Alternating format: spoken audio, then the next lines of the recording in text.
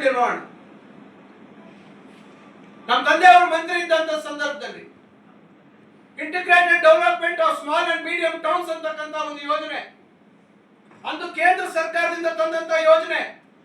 ಅವತ್ತು ಅವರು ನಗರಾಭಿವೃದ್ಧಿ ಸಚಿವರಾಗಿದ್ದಂತ ಸಂದರ್ಭದಲ್ಲಿ ಇಡೀ ರಾಷ್ಟ್ರದಲ್ಲಿ ಪ್ರಥಮ ಮಟ್ಟಕ್ಕೆ ತಗೊಂಡೋದ್ರು.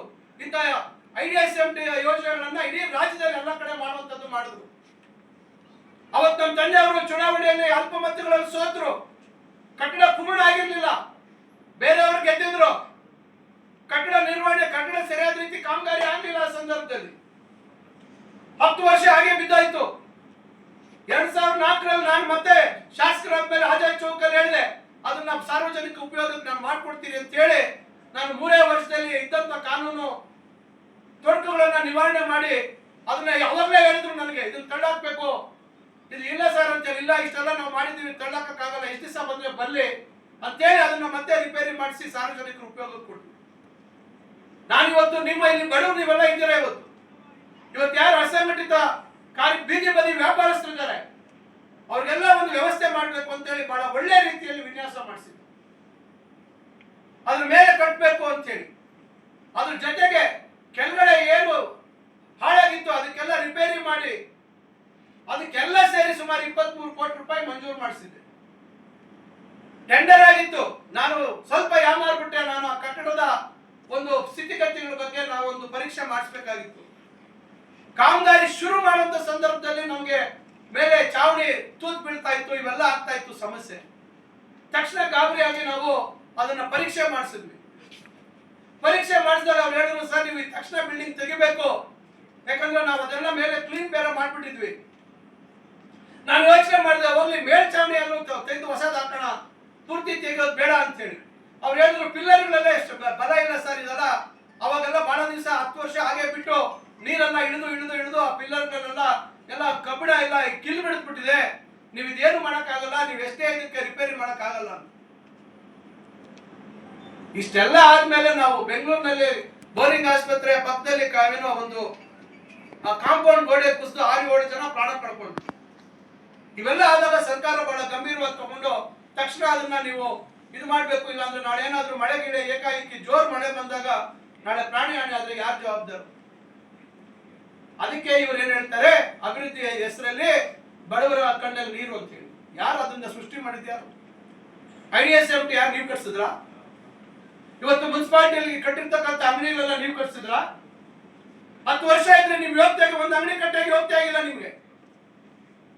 ಬರೀ ನಮ್ಮ ವಿರುದ್ಧ ನೀವು ಆಪಾದನೆ ಮಾಡ್ಕೊಂಡೆ ಕಾಲಹರಣ ಮಾಡಿದ್ರಿ. ಇವತ್ತು ಬಾಯಿ ಬಂದಂಗೆ ಮಾತಾಡ್ತೀರ ನೀವು. ಯಾರು ಅಂಬೇಡ್ಕರ್ ಭವನ ಅಲ್ಲಿ ಮಾಡ್ಬೇಕು ಅಂತಕ್ಕಂಥ ಆಲೋಚನೆ ಮಾಡಿದ್ದು? ಅಂಬೇಡ್ಕರ್ ಭವನ ಅಲ್ಲಿ ಆಶ್ರಯ ಲೇಔಟ್ ಅಲ್ಲಿ ಇದ್ದಿದ್ದು ಜಾಗ. ಆಶ್ರಯ ಲೇಔಟ್ ಯಾರು ಮಾಡಿದವರು? ಯಾರು ಇವತ್ತು ಆಶ್ರಯ ಲೇಔಟ್ ಅವತ್ತು ಸ್ವಾಧೀನ ಮಾಡಿ ಅವತ್ತು ಆಶ್ರಯ ಲೇಔಟ್ ನಿರ್ಮಾಣ ಮಾಡಿದ್ದು ನೀವಾ? ಅದ್ರ ಚರಿತ್ರೆ ಗೊತ್ತಾ ನಿಮ್ಗೆ? ಚಿಂತಾಮಣಿ ಹಿನ್ನೆಲೆ ಗೊತ್ತಾ ನಿಮ್ಗೆ? ಯಾವುದೂ ಗೊತ್ತಿಲ್ಲ ನಿಮ್ಗೆ. ಅಂಬೇಡ್ಕರ್ ಭವನ ಅಲ್ಲಿ ಎಲ್ಲ ರೀತಿ ತಯಾರು ಮಾಡಿದೆ ನಾನು. 5 ಲಕ್ಷ ಇತ್ತು ದುಡ್ಡು ಅವತ್ತು ಸರ್ಕಾರದಲ್ಲಿ. ಎಲ್ಲ ನಮ್ಮ ಸ್ನೇಹಿತರು, ಸರ್ ಬೇಡ ಊರ್ ಮಧ್ಯೆ ಕೊಡ್ಬೇಕಂದ್ರು, ಊರಲ್ಲಿ ಕೊಡ್ಬೇಕಂದ್ರು. ಆಯ್ತು ಅಲ್ಲಿ ಮಾಡೋಣ ಅಂತ ಮಾಡಿದೆ. ಗೊತ್ತಾ ಅಲ್ಲಿ ಕಾಸ್ಮೋಪಾಲಿಟನ್ ಕ್ಲಬ್ ಅಂತಿತ್ತು, ಗೊತ್ತಾ ನಿಮ್ಗೆ? ಆ ಬಿಲ್ಡಿಂಗ್ ಯಾರ ಹೆಸರಲ್ಲಿತ್ತು? ಲೈಬ್ರರಿ ಹೆಸರಲ್ಲಿತ್ತು. ಯಾರು ಅದನ್ನು ಕೊಡ್ಸ್ಕೊಟ್ಟವ್ರು? ದಾಖಲೆಗಳಿದಾವೆ. 2 ವರ್ಷ ಕಷ್ಟಪಟ್ಟು ಆ ಕಡೆ ಪಟೇಲ್ರ ಬಿಲ್ಡಿಂಗ್ ಅಂತಿತ್ತು, ಈ ಕಡೆ ಕಾಸ್ಮೋಪಾಲಿಟನ್ ಕ್ಲಬ್ ಅಂತಿತ್ತು. ಅದೆಲ್ಲ ಕೊಡದೆ ಇದ್ರೆ ಜಾಗ ಆಗ್ತಿತ್ತ ಅಲ್ಲಿ? ಎಲ್ಲ ಇವರೇ ಮಾಡ್ಬಿಟ್ರಂತೆ. ABCD ಗೊತ್ತಿಲ್ಲ ಇವತ್ತು ಚಿಂತಾಮಣಿ ಯಾವ ಮೂಲೆಯಲ್ಲಿ ಏನಿದೆ ಅಂತ ಹೇಳಿ. ಬಾಯಿ ಬಂದಿದ್ದು ಮಾತಾಡೋದು. ಇವತ್ತು ನೋಡ್ಕೊ ಬನ್ನಿ, ಇನ್ನೊಂದು ತಿಂಗಳಲ್ಲಿ ಅಂಬೇಡ್ಕರ್ ಭವನ ಇವತ್ತು ನಾನು ಓಪನ್ ಮಾಡ್ತೀನಿ, ಯಾವ ರೀತಿ ಇರ್ತದೆ. ಇವತ್ತು ಕೇವಲ ಇವತ್ತು ಬರೀ ಬಾಯಿ ಮಾತಲ್ಲಿ ದಲಿತರ ಬಗ್ಗೆ, ಶೋಷಿತ ವರ್ಗಗಳ ಬಗ್ಗೆ ಮಾತಾಡೋದಲ್ಲ, ನಾವು ಮಾಡುವಂತ ಕೆಲಸಗಳಲ್ಲಿ ಇರ್ಬೇಕಾಗುತ್ತೆ. ಈಗಾಗಲೇ IDSMT ಮಾರುಕಟ್ಟೆ ಮರುವಿನ್ಯಾಸ ಮಾಡಿದ್ದೀವಿ. ಆಗಿದ್ದಂತ ಟೆಂಡರ್ ಕ್ಯಾನ್ಸಲ್ ಮಾಡಿದ್ದೀವಿ. ಈಗ 1.5-2 ತಿಂಗಳಲ್ಲಿ ಮತ್ತೆ ಎಲ್ಲ ಪೂರ್ಣ ಮಾಡಿ ಕೆಲಸ ಶುರು ಮಾಡಬೇಕು. ನನಗೂ ಅಷ್ಟು ಮಾತ್ರ ಮಾನವೀಯತೆ ಇಲ್ವಾ? ಬಡವರು ಎಲ್ಲಿ ಕೆಲಸ ಮಾಡ್ತಾರೆ, ಏನ್ ಮಾಡ್ಬೇಕು ಅನ್ನೋದು ನನಗೂ ಇಲ್ವಾ? ಇಷ್ಟೆಲ್ಲ ಮೂಲಭೂತ ಸೌಲಭ್ಯ ಯಾರಿಗೋಸ್ಕರ ಮಾಡ್ತಾ ಇದ್ದೀವಿ? ನಿಮಗೋಸ್ಕರ. ಯಾವ್ಯಾವ ವೃತ್ತಿಯಲ್ಲಿದ್ದೀವಿದ್ರೆ ಇವತ್ತು ಕೈಗಾರಿಕೆಗಳು ಇವೆಲ್ಲ ಯಾವ ದಾರಿ ಇಡಿಸಿದ್ರಿ ನೀವು? ಯಾರಾದ್ರೂ ನೇರವಾಗಿ ಚೆಕ್ ಕೊಡುವಂತ ಕೆಲಸ ಮಾಡಿದ್ರ ನೀವು? ಇವತ್ತು ಇದೇ ಕೈಗಾರಿಕೆಗಳ ಅಭಿವೃದ್ಧಿ ಆದ್ರೆ ಇವತ್ತು ನಿಮ್ಮಂತವ್ರು ಎಷ್ಟು ಜನಕ್ಕೆ ಇವತ್ತು ಕೆಲಸ ಸೃಷ್ಟಿ ಆಗುತ್ತೆ? ಇವತ್ತು ಅಸಂಘಟಿತ ಕಾರ್ಮಿಕರಿಗೆ ಎಷ್ಟು ಜನಕ್ಕೆ ಸೃಷ್ಟಿ ಆಗುತ್ತೆ ಕೆಲಸ? ಊರ ಅಭಿವೃದ್ಧಿ ಆದ್ರೆ ಎಷ್ಟು ಕೆಲಸ ಸೃಷ್ಟಿ ಆಗುತ್ತೆ? ಬೇರೆ ಬೇರೆ ಊರಕ್ಕೆ ಯಾಕೆ ಹೋಗ್ಬೇಕು ಕೆಲಸ ಹುಡ್ಕೊಂಡು? ನಾವು ನಮ್ಮೂರಿನಲ್ಲೇ ಕೆಲಸ ಆಗುತ್ತೆ. ಇವೆಲ್ಲ ನಾವು ಯಾಕೆ ಮಾಡ್ತಾ ಇದೀವಿ? ಇವತ್ತು ದೊಡ್ಡ ಸಂಖ್ಯೆಯಲ್ಲಿದ್ದಾರೆ ಕಾರ್ಮಿಕರು ಚಿಂತಾಮಣಿ ಮತ್ತು ಶಿಡ್ಲಘಟ್ಟದಲ್ಲಿ ಅಂತ ಹೇಳಿ ಸರ್ಕಾರ ಕಾರ್ಮಿಕರ ವಸತಿ ಶಾಲೆ ಮಂಜೂರು ಮಾಡ್ತು. ಹೊಸದಾಗಿ ನಮ್ಮ ಕಾರ್ಮಿಕ ಸಚಿವರು ಸಂತೋಷ್ ಲಾಡ್ ಅವರು ಒಳ್ಳೆ ತೀರ್ಮಾನ ಮಾಡಿದ್ರು. ಕಾರ್ಮಿಕರ ಮಕ್ಕಳಿಗೆ ವಸತಿ ಶಾಲೆ ಆಗ್ಬೇಕು, ಒಳ್ಳೆ ಗುಣಮಟ್ಟದ ಶಿಕ್ಷಣ ಕೊಡಬೇಕು ಅಂತಕ್ಕಂಥ ದೃಷ್ಟಿಯಲ್ಲಿ ಬಾಗೇಪಲ್ಲಿ ಕೊಟ್ರು. ನನಗೆ ಬೇಸರ ಆಗಲಿಲ್ಲ, ಆಯ್ತು ತೊಂದರೆ ಇಲ್ಲ ಅಂತ ಹೇಳಿ ನಾನು ಚಿಂತಾಮಣಿಗೆ ಬೇಕೇ ಬೇಕು ಅಂತ ಮಾಡಿ ಈಗ ಮೊನ್ನೆ ಬಜೆಟ್ ಅಲ್ಲಿ ಚಿಂತಾಮಣಿಗೂ ಮಂಜೂರಾಗಿದೆ. 10 ಎಕರೆ ಜಾಗ ನಾವು ನಿಗದಿ ಮಾಡಿದ್ದೀವಿ. 10 ಎಕರೆ ಕೊಡ್ತಾ ಇದ್ದೀನಿ ಜಾಗ. ಇವತ್ತು ಸುಮಾರು 45 ಕೋಟಿ ರೂಪಾಯಿ ಇವತ್ತಲ್ಲಿ ಬಿಲ್ಡಿಂಗು ಮತ್ತು ಇತರೆ ಸೌಲಭ್ಯ ಎಲ್ಲ ಬರ್ತದೆ. ಬಹುಶಃ ಈ ವರ್ಷದ ಅಂತ್ಯದೊಳಗೆ ನಾವು ಕಾಮಗಾರಿ ಶುರು ಮಾಡೋದಕ್ಕೆಲ್ಲ ತಯಾರು ಮಾಡ್ತಾ ಇದ್ದೀವಿ. ಒಂದು ಒಳ್ಳೆ ರೀತಿ ವಿನ್ಯಾಸ ಮಾಡಿಸೋದಕ್ಕೆ ನನಗೆ ಅವ್ರು ಹೇಳಿದ್ದಾರೆ, ನೀವು ಚೆನ್ನಾಗಿ ಮಾಡಿಸ್ತೀರಾ, ನೀವೇ ಮಾಡಿಸ್ಕೊಳ್ಳಿ ಅಂತ ಹೇಳಿ. ಇಷ್ಟೆಲ್ಲ ಯಾರಿಗೋಸ್ಕರ ಮಾಡ್ತಾ ಇದ್ದೀವಿ ನಾವು? ಯಾರು ಹೇಳಿಗೋಸ್ಕರ ಮಾಡ್ತಾ ಇದ್ದೀನಿ ನಾನು? ಇವತ್ತು ನನಗಿರ್ತಕ್ಕಂಥದ್ದು ಇಷ್ಟೇ ಕೆಲಸ ಇಲ್ಲ. ನನ್ನ ಕ್ಷೇತ್ರದ ಅಭಿವೃದ್ಧಿ ಬಗ್ಗೆ ಚಿಂತನೆ ಇಲ್ಲ. ನನ್ನ ಇಲಾಖೆಯಲ್ಲಿ ಯಾವ ರೀತಿ ಒಳ್ಳೆ ಕೆಲಸ ಮಾಡಬೇಕು ಅಂತಕ್ಕಂಥ ಚಿಂತನೆ.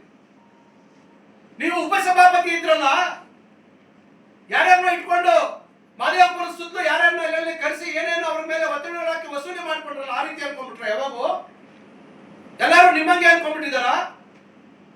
ನೀವು ಮೂಲತಃ ವ್ಯಾಪಾರಸ್ಥ. ನೀವು ವ್ಯಾಪಾರಕ್ಕಾಗಿ ಇವತ್ತು ಚಿಂತಾಮಣಿಗೆ ಬಂದಿರುವಂತದ್ದು. ನಾವೆಲ್ಲ ಇವತ್ತು ವಿದ್ಯಾವಂತರಾಗಿ ನಾವು ನಮ್ಮ ಕಾಲ ಮೇಲೆ ನಿಂತು ಉದ್ಯೋಗ ಮಾಡ್ತಿದ್ವಿ. ನಾವು ಕಾಲೇಜುಗಳಲ್ಲಿ ಅಸಿಸ್ಟೆಂಟ್ ಪ್ರೊಫೆಸರ್ ಇಂದ ಹಿಡಿದು ಪ್ರೊಫೆಸರ್ ಆಗಿ ಕೆಲಸ ಮಾಡ್ತಿದ್ದೆ ನಾನು. ನೀವು ಹೇಳೋ ರೀತಿಯಲ್ಲಿ ಏನಾದ್ರೂ ನಾವು ಅಕ್ರಮ ಆಸ್ತಿಗಳು ಮಾಡಿದ್ರೆ, ನಾವು ಯಾವತ್ತೋ ಇಂಜಿನಿಯರಿಂಗ್ ಕಾಲೇಜು ಸ್ವಂತ ಮಾಡ್ತಾ ಇದ್ದೆ, ಯಾವತ್ತೋ ಮೆಡಿಕಲ್ ಕಾಲೇಜ್ ಸ್ವಂತ ಮಾಡ್ತಾ ಇದ್ವಿ. ನಮ್ಮ ಅಣ್ಣ ಮೆಡಿಕಲ್ ಡಾಕ್ಟರ್. ನೀವು ಹೇಳೋ ರೀತಿ ದುಡ್ಡು ಯಾರು ಕೊಳ್ಳೆ ಹೊಡ್ಕೊಂಡು ಎತ್ಕೊಂಡು ನಾವು ಇದೇ ಭೂಮಿ ಬಿಟ್ಟು ಹೋಗುವಂತ ಸಂದರ್ಭದಲ್ಲಿ ತಲೆ ಮೇಲೆ ಹಾಕೊಂಡು ಯಾರು ಹೋಗೋದಿಲ್ಲ. ಮಾತಾಡುವಂತದಕ್ಕೆ ಇತಿಮಿತಿ ಇರಬೇಕಾಗುತ್ತೆ. ಆಗ್ತಾ ಇರುವಂತ ಅಭಿವೃದ್ಧಿನ ಸಹಿಸ್ತಾ ಇಲ್ಲ. ಇವತ್ತು 1 ಕೋಟಿ ರೂಪಾಯಿ ಏನಾದ್ರೂ ಯುಜಿಡಿ ಕೆಲಸ ಮಾಡಿಸಿದ್ರು 10 ವರ್ಷದಲ್ಲಿ, ಬನ್ನಿ ನಾನು ಕರ್ಕೊಂಡು ಹೋಗ್ತೀನಿ, ಎಲ್ಲೆಲ್ಲಿ ಕೆಲಸ ಆಗ್ತಿದೆ ನೋಡ್ತೀನಿ ಬನ್ನಿ. ಚಿಂತಾಮಣಿಯಲ್ಲಿ ಇರ್ತಕ್ಕಂಥ ರಸ್ತೆಗಳ ಪರಿಸ್ಥಿತಿ ಏನಾಗಿತ್ತು ಇವತ್ತು ಬನ್ನಿ ತಾವೆಲ್ಲ ನೋಡ್ತಾ ಇದ್ದಾರೆ. ಯಾವ ರಸ್ತೆ ಎಷ್ಟು ಕೆಲಸ ಆಗ್ತಾ ಇದೆ, ಇನ್ನಷ್ಟು ಕೆಲಸ ಆಗುತ್ತೆ. ನಾನು ಎಲ್ಲ ಮಾಡ್ಬಿಡ್ತೀನಿ ಅಂತ ಹೇಳಲ್ಲ, ನೀವು ಹಾಳು ಮಾಡಿರ್ತಕ್ಕಂಥದ್ದನ್ನೆಲ್ಲ ಇವತ್ತು ಸರಿದಾರಿಗೆ ತರ್ತಾ ಇದ್ದೀವಿ. ಇಷ್ಟೆಲ್ಲ ನಾವು ಯಾರಿಗೋಸ್ಕರ ಮಾಡ್ತಾ ಇದ್ದೀವಿ? ಇವತ್ತು ಈ ಊರು, ಈ ತಾಲೂಕು, ಈ ಕ್ಷೇತ್ರದಲ್ಲಿ ಜನಕ್ಕೆ ಎಲ್ಲಾ ರೀತಿ ಇವತ್ತು ಬದುಕುವಂತದಕ್ಕೆ ದಾರಿ ತೋರಿಸ್ಬೇಕು. ರೈತರ ಬದುಕಿನಲ್ಲಿ ಬದಲಾವಣೆ ತರಬೇಕು. ಚೆಕ್ ಡ್ಯಾಮ್ಗಳು ಮಾಡ್ತಾ ಇದೀವಿ ದೊಡ್ಡದಾಗಿ. ಹೋಗಿ ನೋಡ್ಕೊಂಡ್ ಬನ್ನಿ, ನಿಮ್ಗೆ ಏನಾದ್ರು ವ್ಯವಧಾನ ಇದ್ರೆ. ಆ ಎಸ್ಸಿಗಳಲ್ಲಿ ಎತ್ತರ ಮತ್ತೆ ಬ್ರಾಹ್ಮಣಹಳ್ಳಿ ಎತ್ತರ 2 ಚೆಕ್ ಡ್ಯಾಮ್ ಕಿತ್ತೋಯ್ತು 2015ರಲ್ಲಿ ಬೆಳೆಗೆ. ಅದನ್ನ ಮಾಡಿಸಿದ್ರ ನೀವು? ಮತ್ತೊಂದ್ ಸತಿ ಜನ ನಿಮ್ಮನ್ನು ಗೆಲ್ಸ್ಕೊಟ್ರಲ್ಲ 2018ರಲ್ಲಿ. ಕಣ್ಣು ಕಾಣಲಿಲ್ವಾ ಅದು ನಿಮ್ಗೆ? ಅದನ್ನ ಯಾರು ಮಾಡಿದವರು? ನಾನು ಗೆದ್ದು ಕೂಡಲೇ ಅದನ್ನ ಮಾಡಿಸಿದ್ದೀನಿ. ಹೋಗಿ ನೋಡ್ಕೊಂಡ್ ಬನ್ನಿ ಯಾವ ರೀತಿ ಮಾಡಿಸಿದೀವಿ ಅಂತ. ಈಗ ಎಷ್ಟು ಚೆಕ್ ಡ್ಯಾಮ್ ಮಾಡ್ತಾ ಇದೀವಿ, ಯಾರಿಗೋಸ್ಕರ ಮಾಡ್ತಾ ಇದೀವಿ? ಏನೋ ನಮ್ಮ ಭಾಗದಲ್ಲಿ ರೈತರಿಗೆ ಅಂತರ್ಜಲ ವೃದ್ಧಿ ಮಾಡಬೇಕು, ಅವ್ರ ಬದುಕಲ್ಲಿ ಬದಲಾವಣೆ ತರಬೇಕು, ಅವರ ಮಕ್ಕಳ ನಾಳೆ ವಿದ್ಯಾವಂತರಿಗೆ ಉದ್ಯೋಗಾವಕಾಶಗಳು ಸಿಗಬೇಕು. ಒಂದು ವಿಚಾರದಲ್ಲಿ ನಾನು ಬಹಳ ಹೆಮ್ಮೆಯಿಂದ ಹೇಳ್ತೀನಿ, ನಮ್ಮ ತಾಲೂಕಿನಲ್ಲಿ ಅದು ಯಾರೇ ಇರ್ಬೋದು, ಇವತ್ತು ನಾನು ಏನು ಒಂದು ಪ್ರಯತ್ನಗಳು ಮಾಡ್ತಾ ಇದ್ದೀನಿ. ನಮ್ಮ ಪರ ಇರೋರ್ಬೋದು, ವಿರೋಧ ಇರೋರು ಇರ್ಬೋದು, ಸಾರ್ವಜನಿಕರು ಇವತ್ತು ಯಾವುದೇ ರೀತಿ ವಿರೋಧ ಮಾಡಿದಿರೋ ಪ್ರೋತ್ಸಾಹ ಮಾಡಿ ಒಳ್ಳೆ ಕೆಲಸ ಮಾಡಿ ಅಂತಕ್ಕಂಥ ಬೆಂತಟ್ಟಿ ಮಾಡ್ತಾ ಅಂದ್ರೆ ಕೆಲಸ ಮಾಡ್ತಾರೆ. ನಾನು ಅವರೆಲ್ಲರಿಗೂ ನಾನು ಸದಾ ಚಿರುನುಡಿಯಾಗಿರ್ತೀನಿ. ವಿಶೇಷವಾಗಿ ಕೈಗಾರಿಕೆಗಳ ವಿಚಾರದಲ್ಲಿ ಬಹಳಷ್ಟು ನನಗೆ ಪ್ರೋತ್ಸಾಹ ಕೊಟ್ಟು ನೀವು ಮಾಡಿ ಸರ್ ಅಂತಕ್ಕಂಥದ್ದು. ನಾನು ಮೊನ್ನೆ ಹೋಗಿದ್ದೆ, ನಾನು ಮಸ್ತೇನಹಳ್ಳಿ ಒಂದು ಕೈಗಾರಿಕೆ ಒಳಕ್ಕೆ. ಸುಮಾರು ಜನ ಹೆಣ್ಮಕ್ಳಿದ್ರು.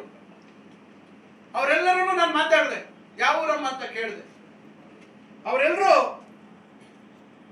ಅವರೆಲ್ಲರೂ ಇವತ್ತು ನಮ್ಮ ತಾಲೂಕಿನವರೇ. ಬೆಳಗ್ಗೆ ತಿಂಡಿ ಅಲ್ಲೇ ತಿಂತಾರೆ, ಊಟ ಅಲ್ಲೇ ಮಾಡ್ತಾರೆ, ಬಹಳ ನೆಮ್ಮದಿಯಾಗಿ ಅವರು ಕೆಲಸ ಮಾಡ್ತಾ ಇದ್ದಾರೆ. ಈಗ ನಾವು ಕೈಗಾರಿಕೆ ಬಗ್ಗೆ ಚಿಂತನೆ ಮಾಡದೇ ಇದ್ದ ಪಕ್ಷದಲ್ಲಿ ಅವರೆಲ್ಲ ಏನ್ ಮಾಡ್ತಾ ಇದ್ರು ಯೋಚನೆ ಮಾಡಿ ದಯವಿಟ್ಟು. ಇವತ್ತು ಎಲ್ಲೋ ಒಂದ್ ಕಡೆ ಇವತ್ತು ಎಲ್ಲಾ ವಿಚಾರಗಳಲ್ಲಿ ಜನರಿಗೆ ಇವತ್ತು ಬದುಕೋದಕ್ಕೆ ಅವಕಾಶ ಮಾಡಿಕೊಡ್ಬೇಕಾಗಿರ್ತಕ್ಕಂಥದ್ದು, ಜನರ ಆಶೀರ್ವಾದ ಪಡೆದು ಆಯ್ಕೆ ಆಗಿರ್ತಕ್ಕಂಥ ನಾವುಗಳ ಜನಪ್ರತಿನಿಧಿಗಳು ಆಲೋಚನೆ ಮಾಡಬೇಕು,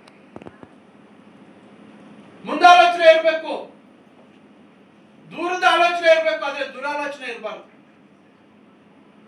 ಇವತ್ತು ಪ್ರತಿಯೊಬ್ಬರ ಏಳಿಗೆಗಾಗಿ, ಪ್ರತಿಯೊಬ್ಬರ ಒಳಿತಿಗಾಗಿ ನಾವೇನಾದ್ರೂ ಕೆಲಸ ಮಾಡಿದ್ರೆ ಮಾತ್ರ ಜನ ಎಷ್ಟು ಮಟ್ಟಕ್ಕೆ ಅದಕ್ಕೆ ಒಪ್ಕೊಳ್ತಾರೆ ಬಿಡ್ತಾರೆ ಅದು ಅವ್ರಿಗೆ ಬಿಟ್ಟಿದ್ದು. ಆದ್ರೆ ದೇವ್ರ ಹತ್ರ ಲೆಕ್ಕ ಇರ್ತದೆ, ಇವತ್ತಲ್ಲ ನಾಳೆ ಲೆಕ್ಕ ದೇವ್ರ ಹತ್ರ ಇರ್ತದೆ. ದೇವ್ರ ಅವತ್ತು ಯಾವತ್ತಾದ್ರೂ ನಮ್ ಕೈ ಹಿಡಿತಾರೆ. ನಾವು ಯಾವತ್ತೂ ಯಾರಿಗೂ ತೊಂದರೆ ಮಾಡುವಂತ ಕೆಲಸ ಮಾಡಲಿಲ್ಲ, ನಮ್ಮ ಸ್ವಾರ್ಥಕ್ಕೆ ನಾವು ಯಾರನ್ನು ಬಲಿ ಕೊಡುವಂತ ಕೆಲಸಗಳನ್ನ ಮಾಡಿಲ್ಲ. ಇಲ್ಲದೆ ಇರ್ತಕ್ಕಂಥ ವಿಚಾರಗಳನ್ನೇ ಪ್ರತಿ ಸತಿ ಮಾತಾಡ್ತಾ ಇದ್ದೀರಾ. ಕಾನೂನು ಚೌಕಟ್ಟಿನಲ್ಲಿ ಏನ್ ಆಗ್ಬೇಕು ಏನಾಗಿರ್ಬೇಕು ಅನ್ನೋದನ್ನ ಮಾಹಿತಿ ತಗೊಂಡು ನೋಡ್ಕೊಳ್ಳಿ ಮೊದಲು. ಕಡೆಗೆ ಇವತ್ತು ನಿಮಗೆ ಗೊತ್ತಿದೆ ಯಾವ ರೀತಿ ಕೈಲಾಸಗಿರಿ ದೇವಸ್ಥಾನ ಇವತ್ತು ಯಾವ ರೀತಿ ಆ ದೇವಸ್ಥಾನ ನಿರ್ಮಾಣ ಆಗಿದೆ, ಯಾವ ರೀತಿ ಆಗ್ತಾ ಇದೆ, ಅದ್ರ ಮೇಲೆ ಇವರು ವಕ್ರ ದೃಷ್ಟಿ. ಏನು ನಿಮ್ ಮನೆಯವರು, ನಿಮ್ ತಂದೆಯವರು, ನಿಮ್ ತಾತವ್ರು ಏನಾದ್ರು ಕೋಟ್ಯಾಂತರ ರೂಪಾಯಿ ಬಂತ ದೇಣಿಗೆ ಕೊಟ್ಟಿದ್ದಾರೆ. ಅಲ್ಲಿ ಒಂದೊಂದು ಕಲ್ಲು, ಒಂದೊಂದು ಕಟ್ಟಡ ಅಲ್ಲಿ ಏನು ನಿರ್ಮಾಣ ಆಗಿದೆ, ಎಷ್ಟು ಕಷ್ಟ ಆಗಿದೆ ಅಂತಕ್ಕಂಥದ್ದು ಆ ಕಷ್ಟಪಟ್ಟವ್ರಿಗೆ ಗೊತ್ತಿದೆ. ಇವತ್ತು ಇಡೀ ರಾಜ್ಯ ಮತ್ತು ಬೇರೆ ರಾಜ್ಯಗಳಿಂದ ಇವತ್ತು ಸಾವಿರಾರು ಜನ ಇವತ್ತು ಭಕ್ತಾದಿಗಳು ಬರ್ತಾ ಇದ್ದಾರೆ. ಒಂದು ದೇವರ ಕಾರ್ಯಕ್ಕೂ ಇವತ್ತು ಅಡ್ಡಿಪಡಿಸ್ತಕ್ಕಂಥ ಕೀಳು ಮನಸ್ಥಿತಿಯ ಸ್ವಭಾವದವರು ನೀವು. ಸ್ಟೇಡಿಯಂಗೆ ಜಾಗ ಕೊಡಿಸಿದೆ ನಾನು, ಪಕ್ಕದಲ್ಲಿ ಡಿಸಿಸಿ ಬ್ಯಾಂಕ್ ಅವರು ಅಲ್ಲಿದ್ರು. ಚಿಂತಾಮಣಿ ಟೌನ್ ಸೊಸೈಟಿ ಅಂತೇಳಿ 2008-9 ನಾನು ಪ್ರಯತ್ನ ಪಟ್ಟೆ. ಆಯ್ತು, ನಾನು ಚುನಾವಣೆ ಸೋತೆ 10 ವರ್ಷ ಆಗೇ ಇತ್ತು. ಮತ್ತೆ ನನಗೆ ಅವಕಾಶ ಬಂತು ಅಂತ ಮತ್ತೆ ಅದನ್ನ ಸ್ಟೇಡಿಯಂಗೆ ಒಂದು ಒಳಾಂಗಣ ಕ್ರೀಡಾಂಗಣ ಮಾಡೋಣ ಮತ್ತೊಂದು ಇಲ್ಲಿ ಅಂತ ಹೇಳಿ ಆ ಜಾಗ ನಾನು ತಗೊಳಕ್ ಹೋದ. ಯುವಜನ ಸೇವಾ ಇಲಾಖೆಗೆ ಕೊಡ್ಸಕ್ ಹೋಗಿದ್ದು. ಅದನ್ನ ಕೊಡ್ಸಿದ್ರೆ ಅದಕ್ಕೆ ಪಟ್ಟಿಯಲ್ಲಿ ಪತ್ರ ಕೊಡ್ತಾರೆ, ಇಲ್ಲ ಅದು ಚಿಂತಾಮಣಿ ಕೋಆಪರೇಟಿವ್ ಸೊಸೈಟಿನ ಪುನರಾರಂಭ ಮಾಡಬೇಕು ಅಂತ. 10 ವರ್ಷ ನೀವು ಇದ್ರಲ್ಲ ಸ್ವಾಮಿ, ಯಾಕೆ ಮಾಡ್ಲಿಲ್ಲ? ನಾನು ಮುಂಚೆನೆ ಅದನ್ನ ಕೊಟ್ಟಿದ್ನಲ್ಲ, ಸ್ಟೇಡಿಯಂ ಕೊಡಿ ಅಂತ ಗೊತ್ತಿತ್ತಲ್ಲ ನಾನು ಕೊಟ್ಟಿದ್ದು. ನೀವು ಮಾಡ್ಬೇಕಾಯ್ತು ಸೊಸೈಟಿನ ಮತ್ತೆ ಪ್ರಾರಂಭ.